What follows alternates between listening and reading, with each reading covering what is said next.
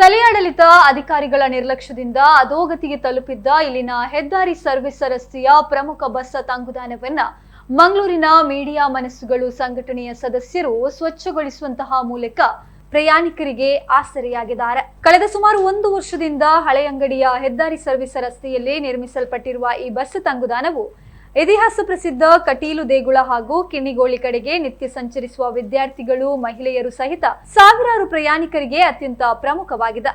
Rickshaw park ಬಳಿ ಇರುವಂತಹ ಕಟ್ಟಡದ ಶೌಚಾಲಯದ ನೀರು, ಕೊಳಚೆ ನೀರು, ಚರಂಡಿ ಹಾಗೂ ಮಳೆ ನೀರು ಸರಾಗವಾಗಿ ಹರಿದು ಹೋಗದೆ ಅಲ್ಲೇ ನಿಲ್ತಾ ಇತ್ತು. ಇದರೊಂದಿಗೆ ಬೆಳೆದು ನಿಂತಿದ್ದ ಪೊದೆಗಳು, ಕಸದ ರಾಶಿ, ಪ್ಲಾಸ್ಟಿಕ್ ಬಾಟಲಿಗಳು ಹಾಗೂ ಕೊಳೆತ ವಸ್ತುಗಳಿಂದಾಗಿ ಪರಿಸರ ತೀವ್ರ ದುರ್ವಾಸನೆ ಬೀಳ್ತಾ ಇತ್ತು. ರಾತ್ರಿ ವೇಳೆಯಲ್ಲಿ ಈ ಸ್ಥಳವು ಕುಡುಕರ ಅಡ್ಡೆಯಾಗಿ ಮಾರ್ಪಟ್ಟಿತ್ತು. ಹತ್ತಿರದಲ್ಲೇ ಇದ್ದ ಹೈಟೆನ್ಷನ್ ವಿದ್ಯುತ್ ಕಂಬಕ್ಕೆ ಮರಗಿಡಗಳು ತಾಗಿದ್ದು ಗಾಳಿ ಮಳೆಗೆ ಶಾಕ್ ಹೊಡೆಯುವ ಭೀತಿಯೂ ಇತ್ತು.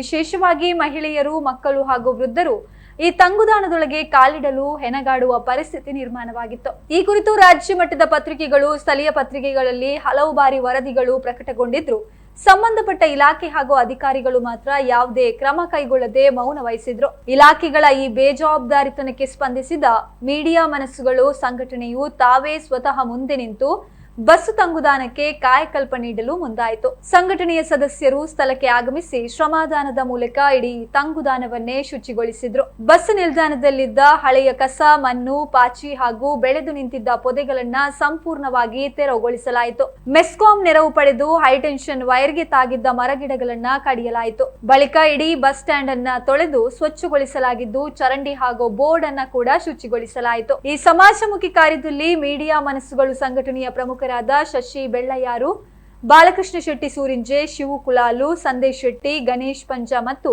ಗಿರೀಶ್ ಮಾನಿಲ್ ಸಕ್ರಿಯವಾಗಿ ಪಾಲ್ಗೊಂಡಿದ್ರು. ಇವರಿಗೆ ಮೆಸ್ಕಾಂ ಪವರ್ ಮ್ಯಾನ್ ಶ್ರೀಕಾಂತ್ ಹಾಗೂ ಪೂಜಾ ಕ್ಯಾಟರರ್ಸ್ ಮಾಲಕ ಜೆ ಕೃಷ್ಣ ಕೋಟ್ಯಾನ್ ಅವರು ಕೈ ಜೋಡಿಸಿ ಸಂಪೂರ್ಣ ಸಹಕಾರವನ್ನ ನೀಡಿದ್ದಾರೆ.